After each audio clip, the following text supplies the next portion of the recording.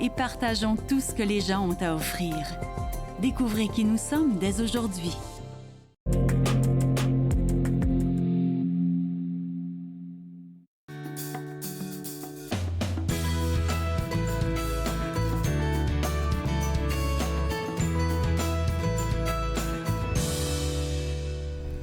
Bonjour et bienvenue à Entre nous, exclusivement sur les ondes de TV Rogers. Je suis Claude Andrea Bonny. Je me ferai un réel plaisir de passer la prochaine heure avec vous.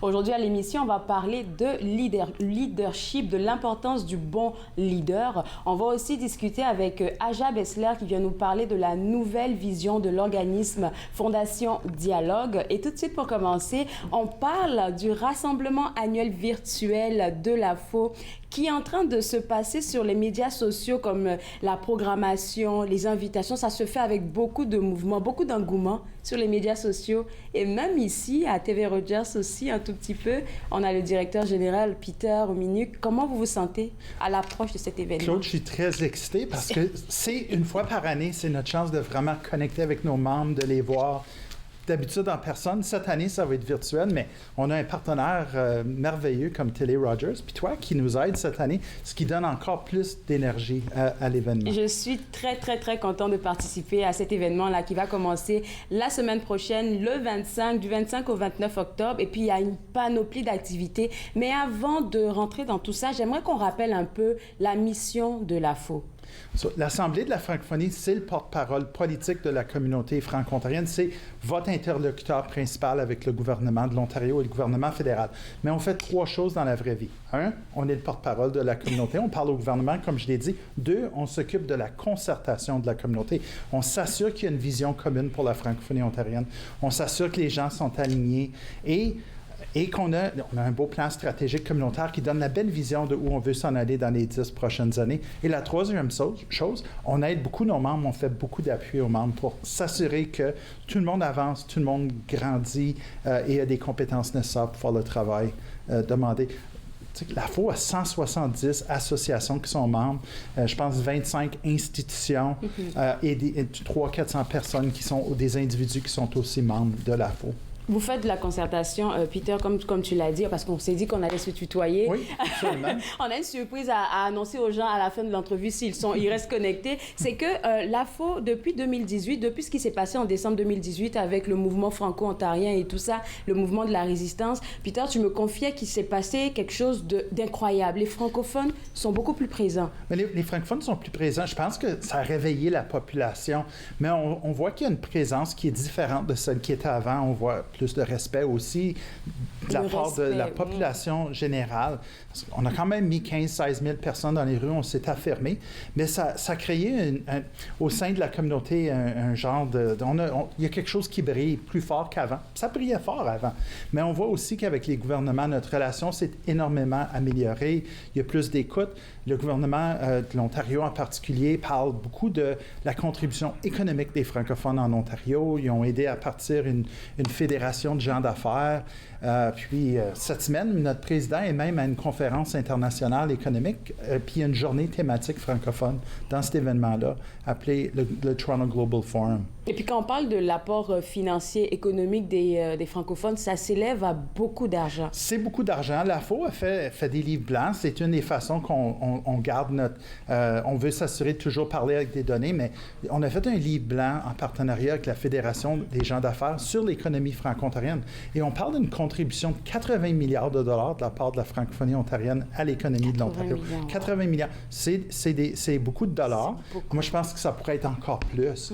Quand on regarde les possibilités avec l'international, on veut, à travers l'OIF, tisser des nouveaux liens avec d'autres pays pour créer des nouveaux échanges. Parce qu'on est très dépendant sur les Américains en ce moment, mais utilisons l'OIF, utilisons cette force-là pour aller briller à travers toute la planète. On est capable. On est capable. Et puis, j'aime beaucoup la vision que, Peter, tu as de la francophonie. Pour toi, un franco-ontarien, là, ça peut être quelqu'un qui est peut-être même en France, mais qui se définit comme francophone. Il peut rentrer dans cette famille franco-ontarienne. C'est ça. Si tu parles français, si tu vis en l'Ontario, si tu travailles en Ontario, tu es un franco-ontarien ou une franco-ontarienne. Et il y a de la place pour à la fois franco-ontarien, le mot franco-ontarien ou francophone de l'Ontario, c'est des synonymes.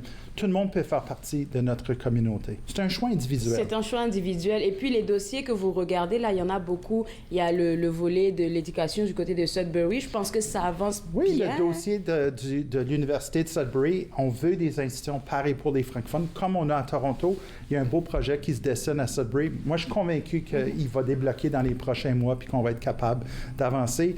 Les membres dans le secteur de santé nous parlent beaucoup de jouer un rôle plus actif pour s'assurer que les services en français soient là. Puis ça, on a 15 secteurs d'opération. On parle des gens dans tous les secteurs, mais c'est une des choses qui est excitante parce que c'est toujours des projets de communauté, puis c'est des projets qu'il faut faire ensemble. Qu'il faut faire ensemble. Et puis là, en ce moment-là, je sais que vous êtes super excités pour qu'est-ce qui s'en vient pour la semaine prochaine, mais est-ce que ça a été difficile de mettre tout ça ensemble? Oui et non. Je te dirais, la FO travaille beaucoup du bas vers le haut. Toutes nos activités, c'est on va chercher de l'input de la part de nos membres, on s'en va chercher des informations sur le terrain. Je vais vous garder avec moi. Okay. On va partir à la pause tout de suite et puis on va revenir pour continuer de parler de cet événement. Regardez entre nous, exclusivement sur les ondes de TV Rogers.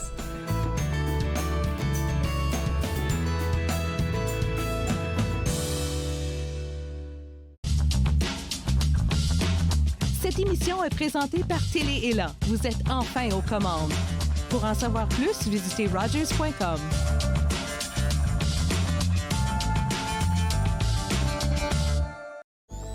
Le lundi 24 octobre, c'est jour d'élection municipale en Ontario. Et ici, chez nous, à Ottawa, on peut parler d'un vote historique. Nous aurons à choisir une nouvelle personne à la mairie d'Ottawa et en plus à élire une douzaine de nouveaux conseillers et conseillères dans les 24 quartiers. C'est un rendez-vous pour tout suivre avec mes analystes, l'ex-ministre Madeleine Meilleur et le conseiller sortant Mathieu Fleury. Les résultats locaux, lundi 24 octobre, 19h30, sur TV Rogers.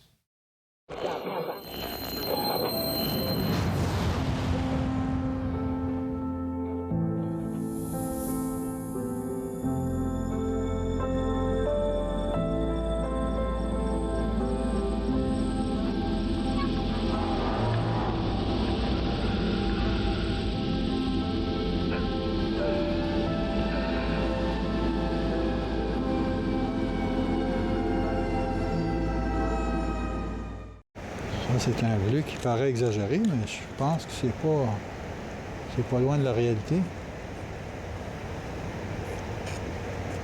Le peintre des 4 saisons, mercredi 20h30 sur TV Rogers.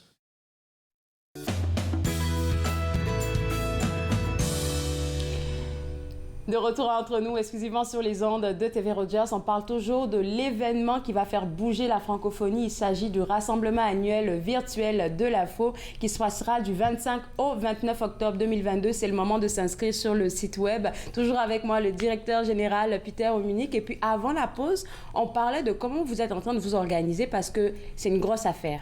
C'est ça. Au cours des dernières années, on a utilisé les thématiques de notre plan stratégique communautaire, dont pluralité cette année, et on a fait un appel au sein du réseau pour des gens qui étaient intéressés à faire des ateliers, des webinaires dans le cadre de l'événement. Puis on a eu plein de gens qui nous ont proposé des choses. Puis c'est comme ça qu'on a bâti la programmation. Donc la programmation reflète les gens qui sont sur le terrain et ce qu'eux aimeraient voir. Définitivement. C'est fantastique. 5 jours d'activité, 16 événements, 20 intervenants. On va aller avec la première journée parce que vous avez voulu que la sénatrice Bernadette Clément soit en tête d'affiche pour cette première journée-là. Bien, avec une thématique comme la pluralité, oui. Je pense que la sénatrice Clément est un bon exemple de quelqu'un qui a su s'intégrer, qui a su se faire élire comme mairesse de Cornwall dans le temps et aujourd'hui être sénatrice au sein du gouvernement du Canada. C'est des beaux modèles. On a besoin de voir plus de modèles de ce genre-là, de gens qui travaillent ensemble et qui sont intégrés au sein de la communauté. Et c'est bon que vous ayez touché un peu à tout, je vais dire à toutes les sphères, parce que quand je regarde l'événement qui vient juste après elle, l'événement commence le 25 octobre à 13h, oui. L'événement d'ouverture avec la sénatrice. Ensuite de ça, on parle de la marque. Ça, c'est important pour nos communautés. Oui, on a des gens de TFO qui vont venir nous parler de les bonnes pratiques autour d'une marque de commerce. Ça va être aussi très intéressant pour les gens qui veulent apprendre. Les webinaires qui sont offerts au cours des jours sont très pertinents. Puis les gens peuvent s'inscrire pour un événement, où ils peuvent s'inscrire pour tout, comme toi, tu vas faire. Oui, définitivement. Oui, on est ensemble du 25 au 29, là, et puis franchement, j'ai hâte. J'étais juste en train de me dire comment je vais faire pour participer à tout pendant que je suis en train de faire un événement. Après, écoute, je suis frustrée là, mais je vais essayer de garder mon calme là. Mais est-ce que ce truc-là, cette affaire-là, si je ne suis pas inscrite à temps, dernière minute, là, c'est-à-dire la journée même, je peux m'inscrire et participer. Oui, c'est pas trop tard. Les gens peuvent aller au site web de monassemblée.ca. Puis nous, on a une plateforme appelée Notre Place, notreplace.monassemblée.ca, mais vous pouvez aller du site principal et tous les événements qui s'en viennent sont inscrits. Puis les gens peuvent s'inscrire pour tout l'événement. C'est gratuit. Oui, c'est gratuit. C'est gratuit. C'est un des avantages d'être en virtuel. C'est gratuit. Écoutez, on aime bien ça, là, qu'on ait de bonnes informations gratuitement. Et il y a une activité, je ne sais pas si on peut en parler, qui, moi, m'intéresse. Ça se passe le 26 octobre. On parle de rétention et transmission qui sera présentée par Mélissa Deschênes parce que je pense que c'est un défi dernièrement pour les francophones de pouvoir retenir la main-d'œuvre. Oui, absolument. Mais il y a la main-d'œuvre, mais aussi de garder les gens attachés à la francophonie ontarienne. J'ai hâte de voir qu'est-ce qu'elle va nous proposer. J'ai hâte de voir comment elle va apporter le sujet parce que on se dit tous franco-ontariens, mais il faut rester connecté aussi. Puis avec une population de 800 000 francophones en Ontario, 1,5 million de personnes qui sont bilingues, les gens ont besoin d'être attachés à quelque chose. Puis cette question de rétention, elle devient très importante, que ce soit dans nos écoles, dans nos institutions postsecondaires, comme employés au sein de nos organismes, mais aussi comme de citoyens et membres de notre communauté. OK. Est-ce que, Peter, tu es prêt à ce qu'on annonce la grosse nouvelle du 27 au soir? Absolument. Alors, le 27 au soir, Peter et moi-même, on sera les animateurs du grand gala de ce rendez-vous, de ce rassemblement, annuel virtuel. Et on a des surprises, mais est-ce qu'on le dit, on le dit pas? Oui, moi, je pense qu'il faut le dire. OK, on va le dire. Faut le dire.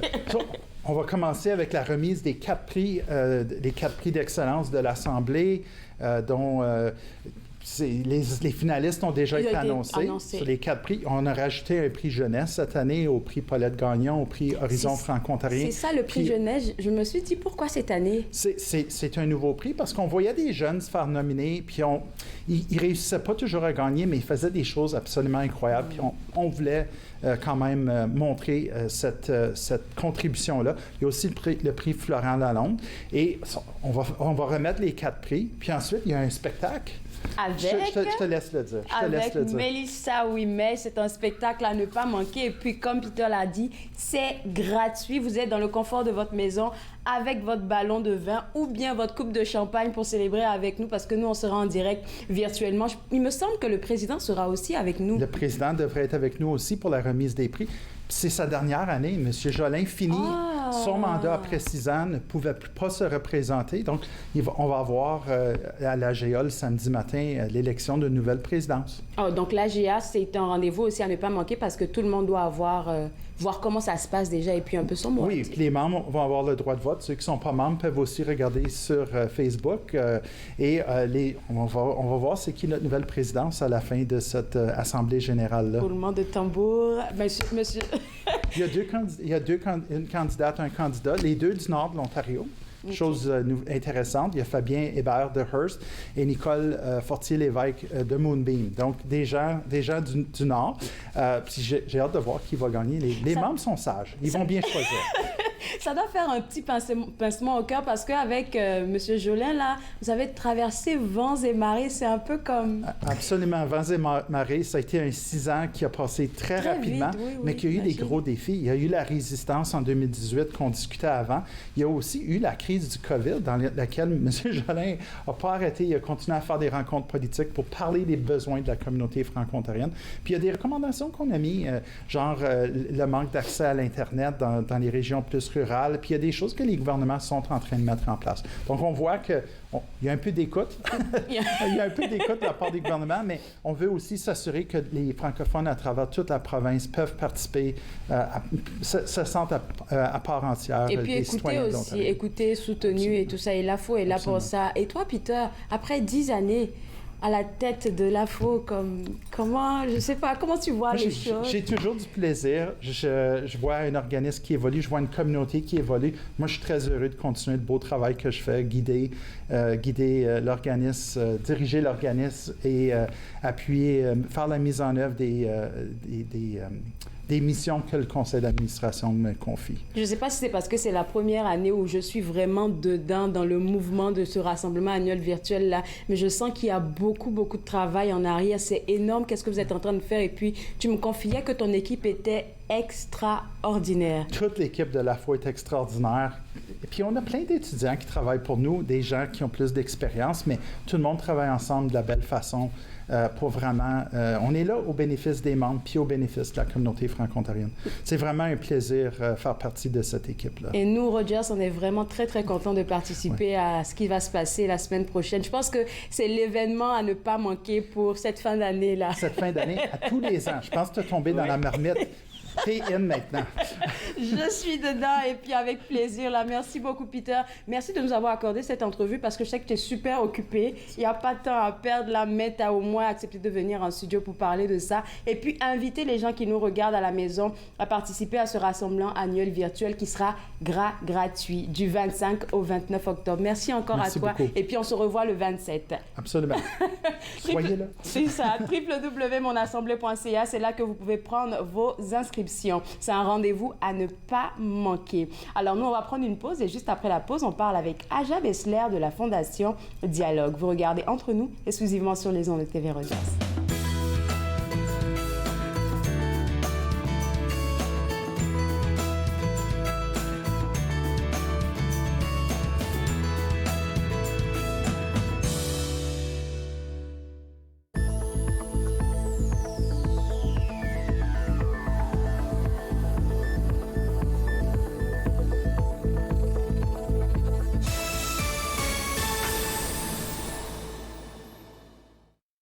Bonjour, je m'appelle Michel Prévost, je suis un historien et archiviste, président de la Société d'histoire de l'Outaouais et j'ai le plaisir, avec les émissions Promenade dans le temps, de vous faire découvrir le riche patrimoine d'Ottawa, de Gatineau, de l'Est ontarien et de l'Outaouais. Ces émissions ont pour but de vous faire connaître notre patrimoine et le valoriser. Promenade dans le temps. Mardi 19h30 sur TV Rogers.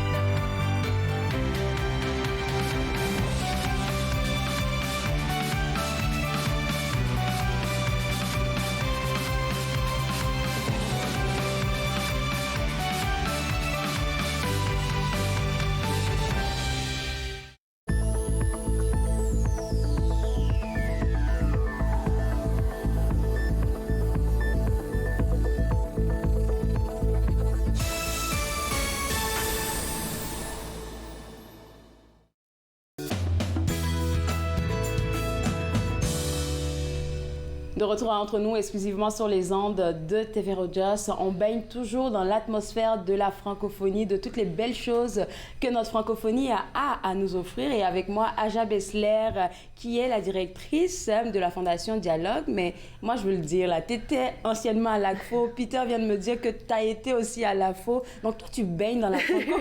Tu baignes dans la franco. Je fais le tour des organismes sans but lucratif. Exactement, tu vas essayer de voir qu'est-ce qui fonctionne pour vous ici, qu'est-ce qui fonctionne pas, et puis tu essaies de faire du mieux que tu peux. Parle-nous de la Fondation Dialogue, c'est quoi? Bien, la Fondation Dialogue, c'est un organisme national qui a comme mission de vraiment entamer un dialogue durable au sein de la francophonie et avec le restant de la diversité du Canada. Donc, contrairement aux autres organismes de la francophonie qui sont vraiment dans le pari pour les francophones, nous, on est là pour faire un peu des liens et des ponts avec d'autres communautés, que ce soit les anglophones, d'autres communautés culturelles, d'autres groupes de la diversité, des groupes autochtones, puis on est là pour vraiment bâtir ces liens-là entre la francophonie et le restant du Canada à l'échelle nationale.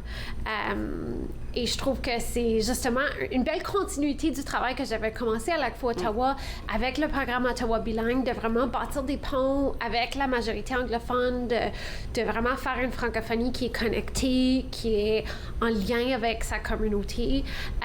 Puis maintenant, d'apporter ces connaissances-là ou ces acquis que j'ai gagnés côté local à Ottawa, mais vraiment d'un côté national pour l'ensemble du pays. C'est drôle de voir combien de fois on dit qu'on est correct, nous les francophones, mais en vrai, il y a encore du travail à faire par rapport à établir des liens, des contacts et puis créer une communauté aussi solide et soudée.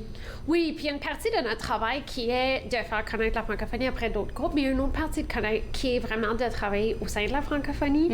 Certains enjeux, tout ce qui est relié à l'équité, la diversité, l'inclusion. Donc, justement, on est en train de développer une série d'ateliers qu'on veut offrir, d'ateliers antiracistes, de travailler ce côté-là, parce que je pense qu'il reste encore du travail à faire à l'intérieur même de notre communauté quand ça vient à l'inclusivité, quand ça vient à faire une communauté qui célèbre réellement toute sa diversité pour qu'il y ait une place pour tout le monde. Donc, je pense qu'on veut s'assurer que la francophonie reste vitale, rayonne partout. Mais d'un côté, on a un travail nous-mêmes à faire au sein de notre communauté, assurer qu'il y a une place pour tout le monde au sein de cette francophonie-là. C'est ça. Je pense que c'est depuis 2 ans, depuis la pandémie. C'est vrai que ça existait avant, je dis pas que ça n'existait pas, mais depuis 2 ans, ce terme-là, équité, diversité, inclusion, est devenu beaucoup plus poussé. Est-ce que tu penses que ça porte fruit, qu'on en parle vraiment beaucoup de cette équité, diversité, EDI qu'ils appellent?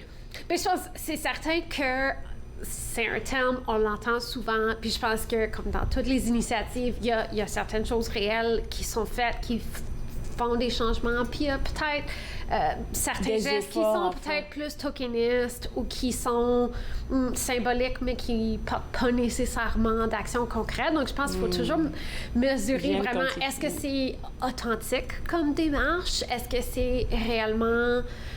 on est en train de consulter les groupes pour lesquels on veut travailler? Est-ce qu'on est en communication avec ces personnes-là ou est-ce qu'on est en train de porter des gestes symboliques? Puis je pense qu'on l'a vu dans le mouvement Black Lives Matter. Il y a eu, oui, des réelles prises de sensibilisation, il y a eu des réels gestes et des actions, puis il y a eu beaucoup de gestes, surtout de la part de corporations, qui étaient peut-être symboliques sans réellement adresser le racisme systémique au sein de nos organismes, au sein de nos communautés, au sein de nos entreprises. Donc, c'est certain, c'est un gros dossier.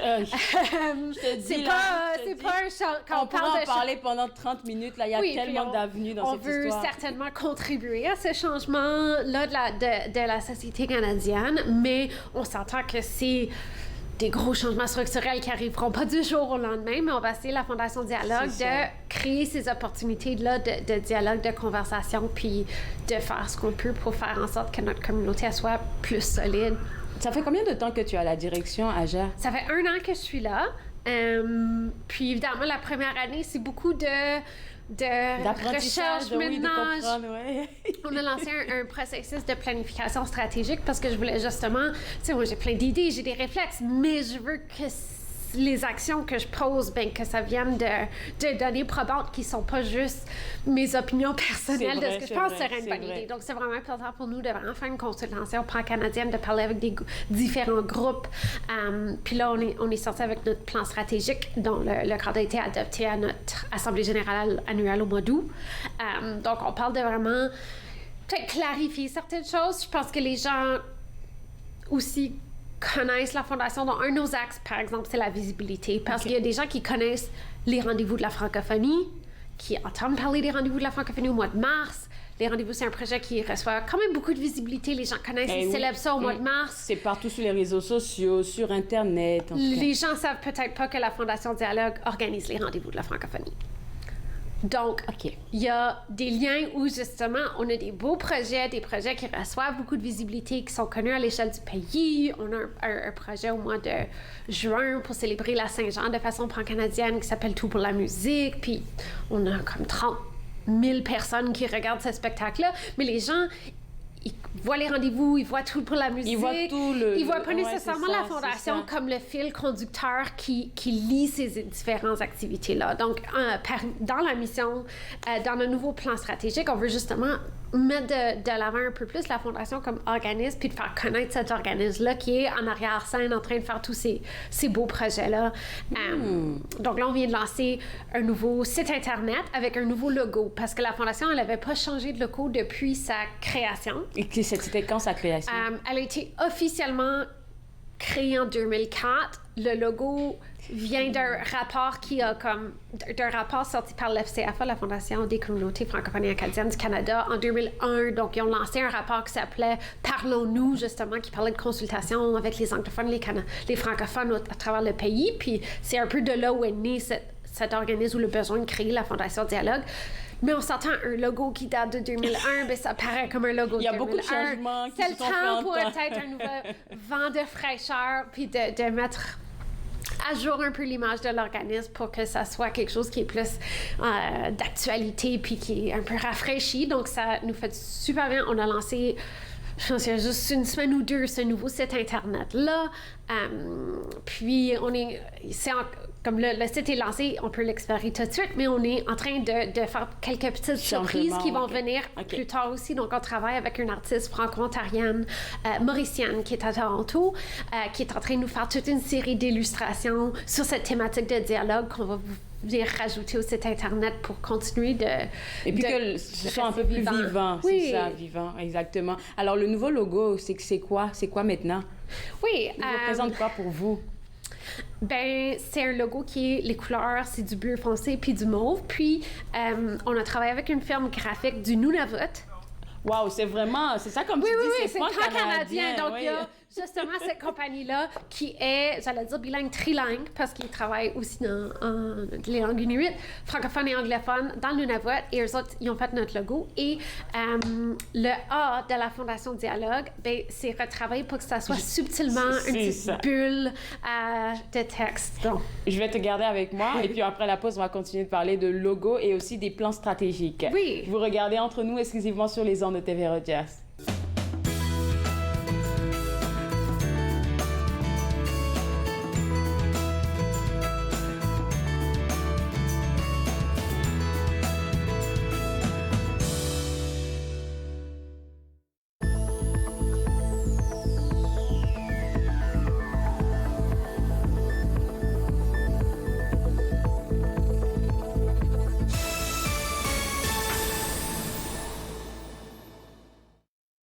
Ici Jean-Marie Vianney. À chaque semaine, je vous ferai découvrir des personnalités provenant de différents milieux.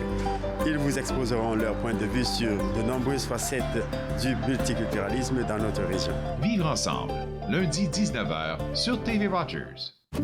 Puis, c'était le fun?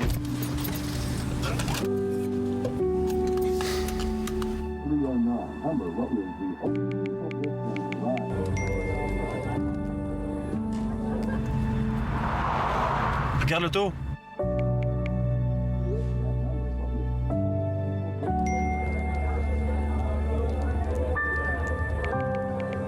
C'est pas celle-là dont tu me parlais l'autre fois? Je suis Linda Leclerc et chaque semaine, en compagnie de mes invités, vous apprendrez comment relaxer, vous dilater la rate et surtout être de bonne humeur. Yoga du rire, dimanche 20h30 sur TV Rogers.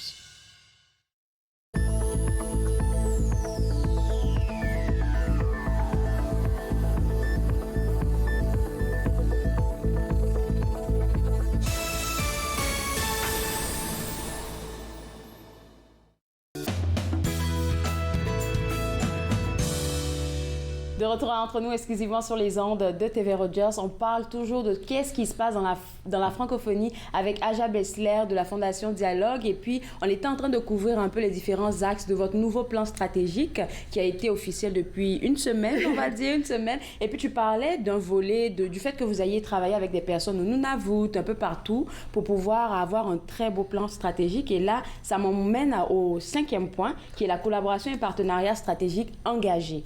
Oui, mais je pense que c'est clair que si on veut une communauté qui est diverse, inclusive, solide, renforcée, il faut vraiment travailler ensemble. Oui. c'est fini, on peut pas rester compétitif ou chacun tirer notre coin de la couverture ou pas avoir le plus gros morceau de la tarte. Faut vraiment travailler. Tu dis les vraies affaires à mais je pense que pour moi, c'est vraiment essentiel de travailler avec les communautés. Puis, on s'entend que la Fondation Dialogue, c'est une petite équipe. On est maintenant 6 personnes dans l'équipe, mais 6 personnes dans la région d'Ottawa, on peut pas être partout au pays, puis quand tu veux avoir un impact national, ben ça te prend des partenaires locaux. Puis je pense que les rendez-vous de la francophonie, c'est vraiment une initiative intéressante où on voit toutes sortes de partenariats qui viennent renforcer différents éléments. Donc, par exemple, un partenariat qui va maintenant avoir 10 ans avec Juste pour rire, puis on fait des tournées pan-canadiennes d'humour où on met en valeur des humoristes d'un peu partout au pays qui vont dans les communautés et qui vivent cette expérience-là. Puis c'est ça, d'un côté, oui, on valorise des artistes de la francophonie canadienne qui reçoivent une plateforme, mais également, il y a des artistes du Québec qui s'en vont faire des tournées au Manitoba rural. On parle vraiment d'une belle collaboration, en fait. Inviter les francophiles, inviter les franco-ontariens, inviter aussi les francophones, par exemple, côté Québec, à venir comme se joindre au mouvement. Oui, puis je pense que comme dans ces deux sens-là, le dialogue est utile parce que on veut que les Québécois soient sensibilisés à la réalité de la francophonie canadienne. Puis on dit tout le temps que la grande majorité des Québécois ils n'entendent pas parler assez souvent. On leur parle pas de la francophonie canadienne dans le système d'éducation. Il y a maintenant de plus en plus d'initiatives. Je pense que le gouvernement du Québec, en ce moment, a certainement un désir un peu plus prononcé de bâtir des liens avec la francophonie canadienne. Mais je pense que c'est absolument essentiel si on veut avoir des réels partages puis des renforcements de capacité. Puis je pense que les Québécois peuvent apprendre de la francophonie canadienne autant que la francophonie canadienne peut bénéficier puis apprendre des acquis puis des échanges. Donc, créer ces moments-là pour découvrir les réalités de l'autre, pour échanger, pour voir et vraiment connaître c'est quoi la francophonie canadienne. Puis ça, c'est un des rôles des rendez-vous de la francophonie, c'est de faire connaître la francophonie canadienne à d'autres groupes que la francophonie canadienne. Oui, c'est le fun de célébrer entre nous, puis je pense que comme on est une communauté qui est tellement habituée à la lutte, puis aux batailles, puis oui, il faut se concerter, puis il faut se rallier, mais c'est le fun aussi d'avoir des moments de célébration, puis pouvoir se féliciter, puis juste vivre des belles affaires qui sont positives, puis pas se sentir tout le temps en chicane. Ça nous prend également ces moments-là de célébration, juste pour pouvoir vivre et exister en français. Donc, c'est le fun d'avoir ces moments-là, mais est-ce qu'on peut profiter de ces moments-là pour inclure d'autres personnes? Oui, inclure d'autres personnes. Puis je pense qu'il y a toute une communauté de gens qui apprennent le français comme langue seconde, qui savent pas trop par où commencer de prendre une place dans cette communauté-là francophone, de savoir comment participer à cette francophonie ou de savoir s'ils sont invités. Donc, je pense que les rendez-vous de la francophonie, c'est vraiment un bel exemple où on peut prendre avantage de cette occasion-là pour aller chercher des gens qui sont curieux au sujet de la francophonie, qui s'intéressent à ça. Puis je pense qu'on le voit de plus en plus maintenant que justement des produits culturels de partout au monde peuvent intéresser les gens, même quand ils parlent pas la langue. On voit des séries de télé de la Corée qui viennent réussir dans un public anglophone qui ne parle pas coréen. Donc, pourquoi est-ce que ces gens-là ne pourraient pas ne pas apprécier et découvrir la francophonie également? Il nous reste quelque chose comme 1 minute 45. Là, tu en as parlé beaucoup des rendez-vous de la francophonie. Vu que la Fondation a changé sa visibilité, a aussi changé son plan stratégique, ça veut dire que ce que vous préparez pour 2023, pour les rendez-vous de la francophonie, ça va être quelque chose de gros. Oui, bien en fait, c'est les 25e rendez-vous de la francophonie. Donc, on s'entend qu'on ne peut pas laisser tomber cette occasion-là. Et pour les gens d'Ottawa, je dévoilerai pas trop de surprises, mais disons, le 1er mars... 1er mars 2023, mettez-le à votre agenda parce que c'est le lancement des rendez-vous, puis on vous prépare une vraiment belle surprise pour cette journée-là. Et puis, puisque tu as parlé de collaboration aussi, d'inviter d'autres personnes, il va nous rester 45 secondes, c'est sûr qu'on va voir vraiment que cet événement-là aura plus d'impact, en fait, pour tout le Canada. Oui, puis elle va se passer en présentiel, parce que là, on retourne dans du présentiel pour une fois. Ça va se passer en présentiel. Le lancement va être en présentiel à Ottawa, mais certainement, ça va être également dans ce mode hybride parce qu'on veut que tout le Canada puisse bénéficier également de ces occasions-là. Merci beaucoup, Aja, pour toutes ces belles informations. Quand tu parles de la francophonie, là, ça sent que t'es une amoureuse de la francophonie. Et puis, franchement, là, c'est tout un honneur de te parler. Je t'ai connue, à l'ACFO. Et puis, j'étais très étonnée que Peter me dise que tu étais à l'ACFO et aujourd'hui à la Fondation Dialogue. Tu fais un excellent travail. Et j'espère te reparler pour les rendez-vous de la francophonie en mars. On va avoir les scoops. www.fondationdialogue.ca, c'est le site web de la Fondation Dialogue si vous avez envie d'avoir plus d'informations. Et comme elle a dit, 1er mars 2023 à mettre dans votre calendrier. Nous, on va prendre une pause et juste après, on parle avec Patience Katunda. Vous regardez Entre nous, exclusivement sur les ondes de TV Rogers.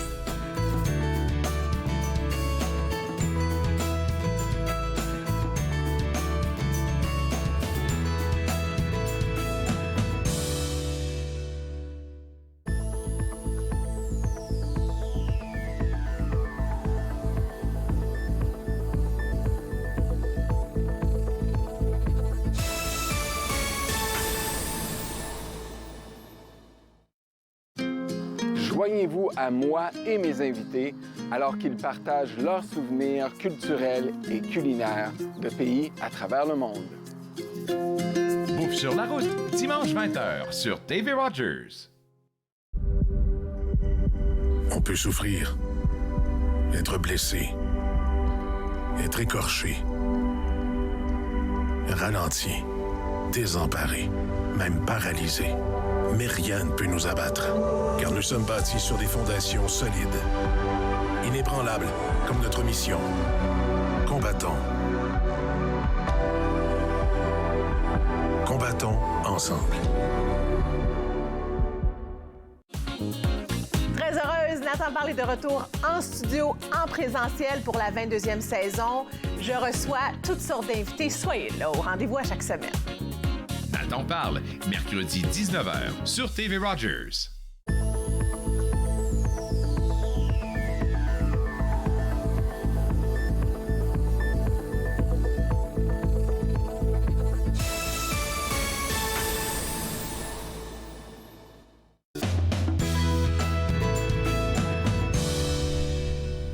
De retour à Entre nous, exclusivement sur les ondes de TV Rogers, on parle maintenant de développement personnel et professionnel et de leadership avec l'expert en leadership Patience Katunda. Plaisir de t'avoir sur le plateau. On va aller pour une grosse entrevue, toi et moi, et j'ai envie de tout savoir. Déjà, je vais commencer par, pour toi, un leader, c'est quoi, surtout en 2022? Wow, très bonne question. Un leader, c'est quoi? Pour répondre à cette question, j'aimerais d'abord faire un distinguo entre le leadership personnel et le leadership organisationnel, pour que les gens ne soient pas mélangés. Donc, dans le leadership personnel, pour moi, un leader, c'est simplement une personne qui influence positivement les gens autour de lui. Donc, ça peut être un papa à la maison, ça peut être une maman, ça peut être un professeur à l'école, ça peut être un employé à Rogers, ça peut être un vendeur dans un magasin. Tant que tu influences 2 ou 3 personnes, tu es un leader. Mais sur le plan organisationnel, alors là, on dirait celui qui a déjà une position d'autorité, donc un gestionnaire, un directeur, un superviseur, il est considéré par sa position comme leader, mais ce n'est pas suffisant parce que c'est le niveau le plus basique ou le plus élémentaire de leadership. Donc déjà, 2 choses que je retiens, merci d'avoir fait la distinction, c'est qu'un leader, c'est pas ton titre déjà qui t'auto-proclame leader. Exactement. Puis secondo, comme on le voit sur les réseaux sociaux, c'est pour ça que j'ai posé la question en 2022, un leader, c'est pas quelqu'un qui fait du bruit sur les réseaux sociaux. Rien à voir. Une maman qui a juste ses 2 enfants à la maison et qui les influence positivement, qui éduque ses enfants, qui inculque ses valeurs à ses enfants et qui amène ses enfants à devenir des hommes et des femmes utiles pour la société, cette maman-là est leader. Elle n'est pas sur Facebook. Non. Elle n'a pas des millions de followers. Elle n'est même pas connue. Elle est peut-être à Ottawa ou à Rockland ou à Canada. Mais le fait qu'elle éduque bien ses enfants, elle transfère des valeurs et que ses enfants deviennent des citoyens qui payent les impôts, qui servent leur pays, qui aiment leur nation et qui sont utiles à la société, cette maman-là est un leader. Wow. Elle est leader. C'est ça, tu as tellement raison. Et puis, depuis quelques années, moi, j'ai pu te suivre sur les médias sociaux. Je sais que tu t'es donné comme objectif de former des leaders dans notre communauté. Puis, je me dis, si tu t'es mis à cette position-là, c'est parce que quelque part, tu te définis comme un leader. À quel moment tu as su détecter en toi que tu étais un leader et un leader organisationnel, vu que tu accompagnes aussi des gens? Alors, ma petite histoire, je vais essayer de la raconter à 30 secondes. Je pense que tout part vraiment autour de 2020. C'est en 2020 qu'il y a eu le déclic. Voilà, la pandémie. Mais au-delà de la pandémie, en 2020, j'étais marié, donc j'avais plus de responsabilités. En 2020, je faisais toujours mon doctorat. Je suis toujours doctorant à l'Université d'Ottawa en développement international. Et je suis aussi bénévole dans mon église où, comme bénévole, j'aide les jeunes qui arrivent au Canada à s'intégrer, à comprendre le pays, à comprendre la façon dont fonctionne le système éducatif et puis à grandir. Alors, toutes ces responsabilités-là ont fait que je me sentais un peu submergé. Je sentais un besoin d'être plus productif, plus efficace, plus efficient. Parce que j'avais l'impression que j'avais beaucoup de choses à faire, mais que j'étais éparpillé. Alors, ce besoin-là m'a amené à découvrir un peu la productivité d'abord. J'ai commencé par là. Je voulais être un peu plus organisé, mieux gérer mon temps, mieux gérer ma famille, donner du temps à ces jeunes qui ont besoin d'aide, faire aussi mon travail séculier. Alors, finalement, c'est cette quête-là qui m'a amené à découvrir la productivité. Moi, en réalité, en voulant être plus productif, plus efficient, plus efficace, j'ai découvert qu'au-delà de la productivité, il y avait le leadership. Et c'est finalement le leadership qui m'a donné des meilleurs atouts pour que je sois un bon modèle ou un bon grand frère, je dirais, pour les jeunes qui viennent, pour les aider à s'intégrer au Canada, un bon mari et un bon papa, et pour que je sois aussi un bon travailleur, un bon employé pour mon employeur. Donc, c'est finalement tous ces éléments-là, et j'allais aussi ajouter un bon étudiant pour mon doctorat. Donc, c'est tous ces éléments-là, j'ai découvert que c'est dans le leadership que j'avais les outils, et je me suis lancé là-bas pour me former, me spécialiser, et ensuite pour aider les autres. Alors, quand tu parles de productivité, je veux qu'on revienne dessus. C'est quoi pour toi la productivité, ou comment toi tu l'as découverte? Comment je l'ai découverte, c'est par le besoin que j'avais. Maintenant, c'est quoi la productivité? C'est simplement la capacité à réaliser des choses qui comptent. Wow. Des choses qui ont un impact ou des choses qui contribuent à réaliser un objectif. Donc la productivité, c'est pas le fait d'avoir beaucoup de choses ou de produire beaucoup de choses. Ça, c'est de l'activisme, comme on l'appelle. Et beaucoup de gens sont dans l'activisme sans être productifs. Être productif, c'est que quand tu regardes la fin de ta journée, de ta semaine ou même de l'année, tu dis j'ai réalisé telle chose qui sont importantes pour ma vie, qui ont influencé ou impacté positivement les gens et qui m'ont amené à atteindre un objectif précis. C'est pas juste que j'ai fait des histoires et à la fin, il n'y a aucun objectif atteint. Alors donc c'est important d'avoir, comment ils appellent ça, comme pas un plan, mais j'oublie le nom qu'on le donne là, mais avoir des points de forme de ta journée, de qu'est-ce que tu veux faire. Là tu parles de la to-do list, la liste des tâches. Oui, la liste de tâches, la to-do list. Oui, c'est un élément, ça fait partie de la productivité, mais ce n'est pas le plus important. Si je peux dire un mot sur ça. La liste des tâches, c'est l'un des outils les plus connus en productivité. Mais c'est ça qu'on nous enseigne partout. Fais une to-do list pour être plus productif. Oui, c'est un élément qui est important, mais ce n'est pas le plus important. Wow. C'est pas le plus important dans le sens que j'en parlais même avec un jeune dernièrement qui m'a dit, mais je fais toujours ma to-do list, patience. Je fais ma liste des tâches, mais le problème c'est que quand tu le fais sans savoir qu'est-ce qui est plus important, tu te retrouves avec 20, 30, 40 tâches. À la fin de la journée, tu n'as pas tout réalisé. Tu te sens coupable, tu te sens encore inutile. J'ai l'impression que Patience est en train de me piquer là. Je suis tellement dans cette histoire de to-do list là, mais c'est vrai que non, la to-do list est importante, oui. Mais en réalité, la chose là, enfin l'élément le plus important dans la productivité, dans le leadership, c'est la vision. C'est le plus important. Parce que la vision va te permettre de déterminer ce que je peux appeler les grands objectifs de ta vie ou les objectifs principaux. Et ce sont ces objectifs-là qui deviennent tes priorités. Donc, lorsque tu fais ta to-do list, pour que tu sois efficace, ta to-do list doit être en harmonie avec tes priorités. Si tu as 20 tâches, peut-être que les 20 ne sont pas forcément prioritaires ou urgentes. Donc, tu vas sélectionner les plus urgents ou les plus importantes de ces tâches, mais par rapport à ta vision, par rapport à tes objectifs, et ce sont ces tâches prioritaires que tu vas d'abord exécuter. C'est comme ça qu'on fait une to-do list. En fait, en réalité, il faut faire 2 to-do list. Beaucoup de gens ne savent pas. Il y a ta liste des tâches générales où tu mets tout, et là, tu peux arriver à 60 tâches. Ok. Et ensuite, il y a la deuxième liste qui, elle, est quotidienne ou hebdomadaire. C'est là que tu mets juste le plus important que tu dois exécuter ce jour-là pour atteindre ta vision ou tes priorités. Bon, j'espère que les gens à la maison prennent des notes là parce que moi, je retiens ça dans ma tête. Et puis là, j'ai envie de savoir, vu qu'on a parlé de la productivité qui est un élément important dans le leadership. Exactement. Pour toi, un bon leader, ce serait celui qui a quel genre de qualité? À part l'écoute, parce que je sais qu'un leader, il doit savoir écouter, mais à part l'écoute. Oh, il y a plusieurs qualités, Alors, si je dois donner les qualités, ou je dirais mieux les caractéristiques d'un bon leader, je dirais qu'un bon leader, d'abord, doit avoir une vision. Il doit savoir où est-ce qu'il s'en va, quelle est sa destination. Un bon leader doit avoir des valeurs. Il doit avoir ses valeurs à lui, qu'il connaît et qu'il maîtrise et qu'il a lui-même intégré. Ensuite, le bon leader doit aussi avoir un caractère. C'est important. Parce que le leader, c'est quelqu'un qui influence. C'est quelqu'un que les gens suivent, que les gens prennent pour modèle. Il faut qu'il ait un caractère. Au-delà de ça, il y a une passion. Le leader est passionné par quelque chose. Et à part ça, le leader doit avoir aussi... On a parlé de l'écoute, qui fait partie de la communication, mais savoir parler. Savoir parler, tantôt vous parliez même des conversations difficiles au début de cette émission. Ça fait partie des atouts d'un leader. Comment tenir des conversations difficiles? Ça peut être avec ses enfants, avec ses amis ou avec ses employés même au travail. Tout ça, ça fait partie vraiment du combo qu'on peut appeler le leader, mais il y a beaucoup de choses à l'intérieur. On a mentionné les valeurs, Patience. C'est quoi, toi, tes valeurs qui te motivent à être ce leader que tu es aujourd'hui? Alors, moi, j'ai 3 valeurs principales par rapport au leadership. En tout cas, pour moi, les 3, c'est vraiment la compassion. C'est la compassion, c'est l'intégrité et c'est l'humilité. Alors pourquoi la compassion? Je commence par l'intégrité. Pourquoi l'intégrité? Parce que je tiens beaucoup à l'authenticité. Pour être authentique, il faut être intègre. Donc il faut faire l'effort d'être ce que tu dis et que ce que tu dis aux gens puisse être vraiment ce que tu es et ce que tu fais. Définitivement. Ça, vraiment, ça demande beaucoup d'intégrité. La compassion, c'est parce que c'est ce qui me pousse à aider les gens. J'estime que la compassion, c'est la valeur sur laquelle je me base pour aider, pour apporter une aide, parce qu'au fond, je vais aider les gens à être meilleurs. Et l'humilité, c'est une valeur à laquelle je tiens beaucoup dans mon organisation et dans ma vie personnelle. Pourquoi? Parce que l'humilité, c'est le critère pour continuer à apprendre toute sa vie.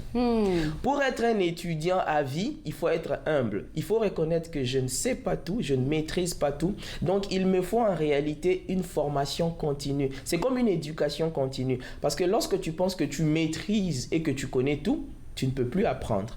Or, l'apprentissage à vie, c'est même le slogan de mon organisation. Waouh, c'est bien dit ça. Et j'aime bien que tu aies terminé sur l'humilité parce que je vais envoyer une question qui dérange là. J'espère que ça ne va pas te déranger.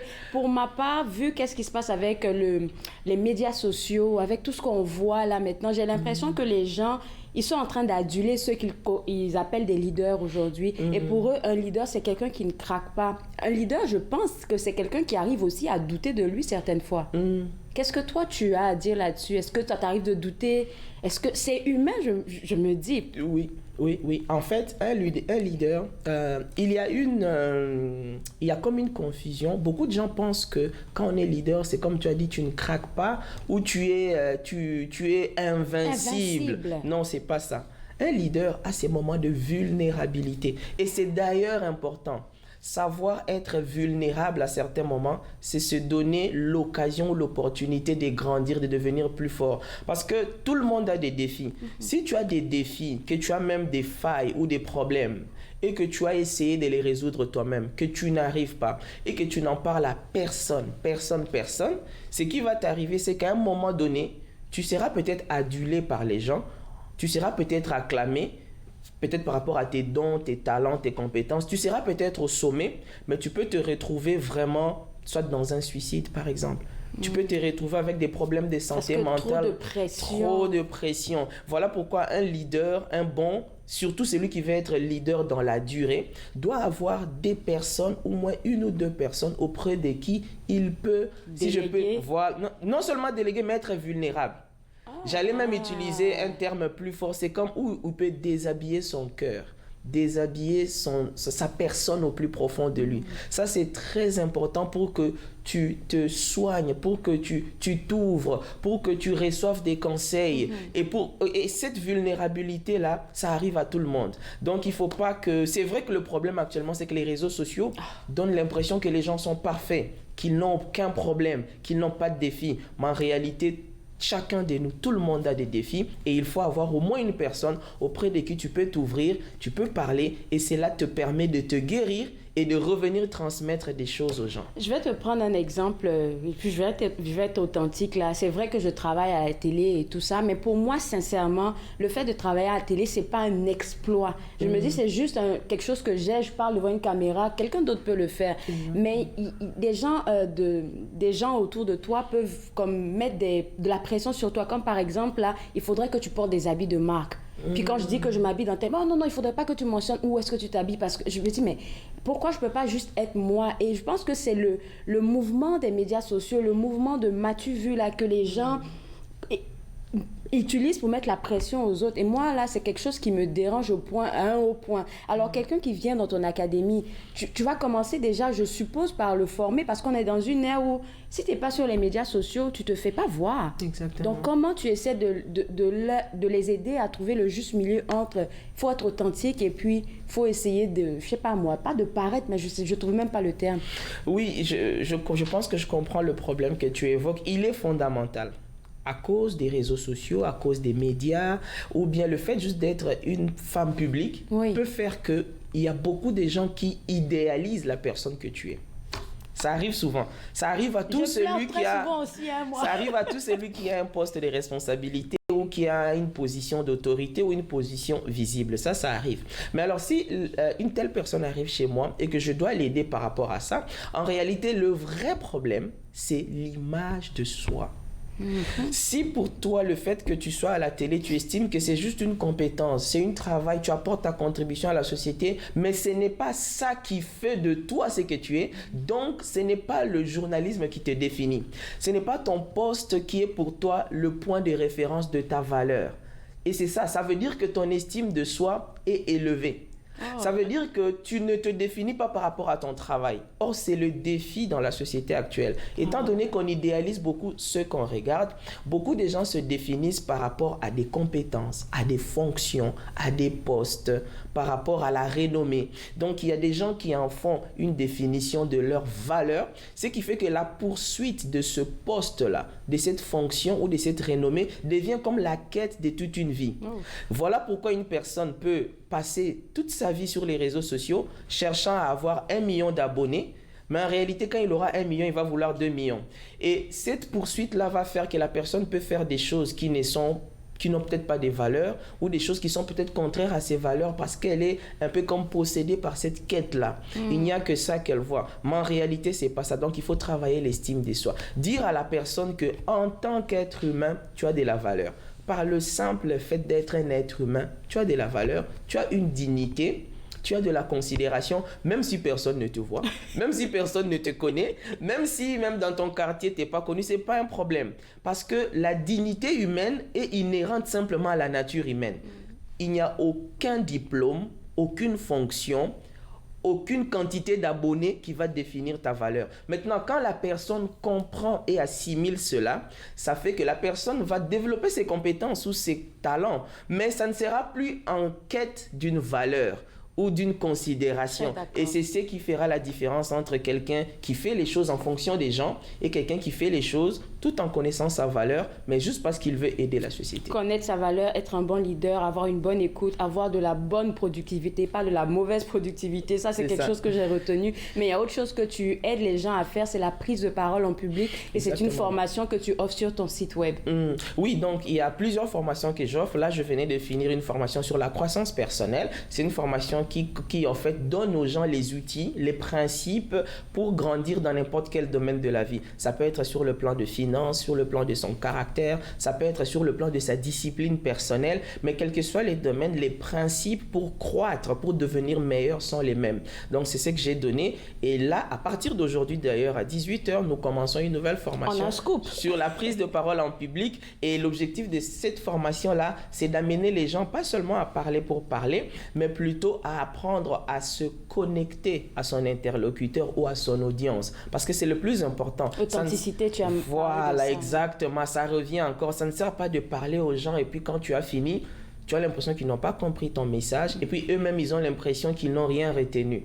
Ça veut dire que tu ne les as pas touchés, il n'y a pas eu connexion, tu n'as pas rencontré leur cœur en fait. Et c'est ça un peu la base de cette formation-là. Alors, qu'est-ce qui fait ta fierté quand tu vois ces jeunes-là, parce que je sais que tu formes des jeunes-là, de sortir de tes cours et puis de se dire, OK, je pense que je peux être un bon leader. C'est quoi ton Non, sentiment? mais c'est ça. En fait, c'est un sentiment d'accomplissement. C'est quelque chose qui n'a pas de valeur de voir une personne, pas seulement les jeunes. Hein. Il y a une dame qui vient de finir ma formation. Elle est greffière à Toronto. Elle travaille dans un tribunal. Wow. Elle est francophone et à la fin de la formation, sa joie, c'était qu'elle a appris que même si elle est âgée, on parlait des personnes âgées tantôt, oui. Elle a compris qu'elle a encore des dons, des capacités, qu'elle peut encore entreprendre au-delà de son travail. Elle peut encore entreprendre, donner par exemple des cours de français, créer une école.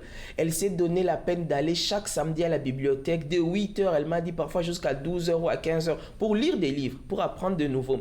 Donc elle a compris qu'en fait, sa vie, c'était pas fini, qu'il y a encore des choses enfouies en elle qu'elle doit donner à la société, à l'humanité. Et ça n'a pas de prix en fait. Voir une personne comme ça qui te dit « J'ai maintenant découvert ma vision, maintenant je suis plus diligente, je suis plus disciplinée, je suis un peu plus focalisée, je ne suis plus éparpillée, maintenant j'ai une vision, maintenant je sais où je vais ». Ça fait juste une joie extrême et ça fait du bien. C'est ça ma joie, c'est ça ma fierté de voir que mes formations ont contribué à réveiller des leaders qui sommeillaient. Et puis c'est ça que tu as envie de faire, la réveiller des leaders dans notre communauté. Quel beau partage, là, j'ai adoré parce que j'avais un cri de cœur dans mon cœur avec cette histoire de médias sociaux là. Voilà. Donc on va inviter les gens à visiter ton site web au www.modernleadershipacademy.ca. Et puis comme tu l'as mentionné, aujourd'hui à partir de 18h, il y a un nouveau programme qui s'ouvre sur la prise de parole en public. Encore une fois,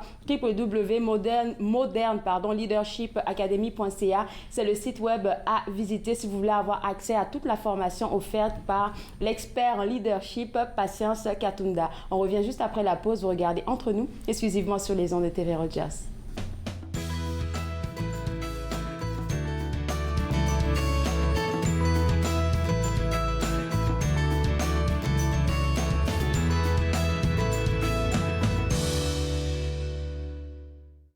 Bonjour à tous et à toutes. Cette année, du 25 au 29 octobre, je participerai à la rencontre annuelle virtuelle de l'Assemblée de la francophonie de l'Ontario. Un événement qui soulignera la pluralité franco-ontarienne, nos diversités, nos accents, nos couleurs, nos racines issues du monde entier. Je suis Claude Andrea Bonny de l'émission Entre nous, diffusée sur TV Rogers, et j'aurai le plaisir d'animer ce congrès.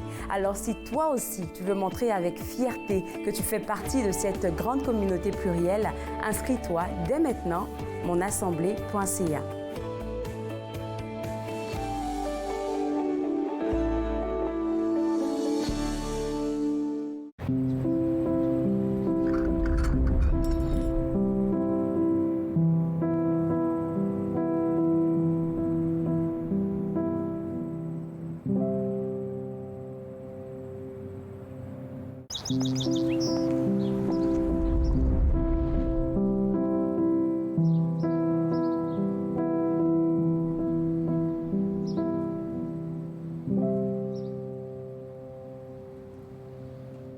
Cette semaine, on rencontre Benoît Laflamme, un conférencier qui vit avec un handicap et qui partage son parcours atypique pour motiver les gens à se propulser au maximum. Suivez-moi, jeudi 20h, sur TV Rogers.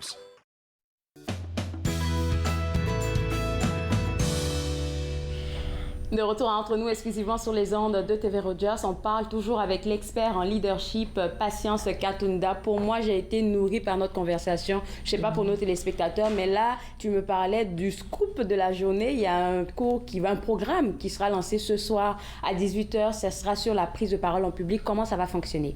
Alors, le programme, il faut juste aller sur le site et s'inscrire. Vous allez le trouver là-bas. Et la façon dont ça fonctionne, c'est qu'il y a une leçon chaque semaine. Cette leçon se donne sur Zoom et à la fin de la leçon, cette live class, si je peux l'appeler ainsi, reste dans le site, donc vous pouvez regarder ça à tout moment. Mais à part ça, il y a aussi des vidéos, des résumés que j'ajoute de 10 minutes. Comme les gens n'ont pas assez de temps, si tu n'as pas le temps de suivre toute la classe, en 10 minutes, tu peux avoir le résumé. Et puis, il y a des devoirs qu'on met aussi, mais tout s'efface en ligne. Merci beaucoup, Patience, pour ce beau partage-là. On va inviter les gens, encore une fois, à visiter le www.modernleadershipacademy.ca. C'est là que vous vous allez avoir toutes les informations dont vous avez besoin. Je voulais prendre le temps aussi de mentionner que je suis habillée aujourd'hui, encore une fois, par Stéphanie Davis Design. Vous pouvez avoir accès à elle au www.stéphaniedavisdesign.ca.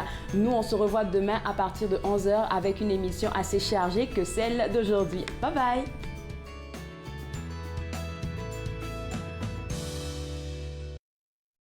Faites-nous part de vos commentaires en composant le 613-521-2323 par courriel sur Facebook et Twitter.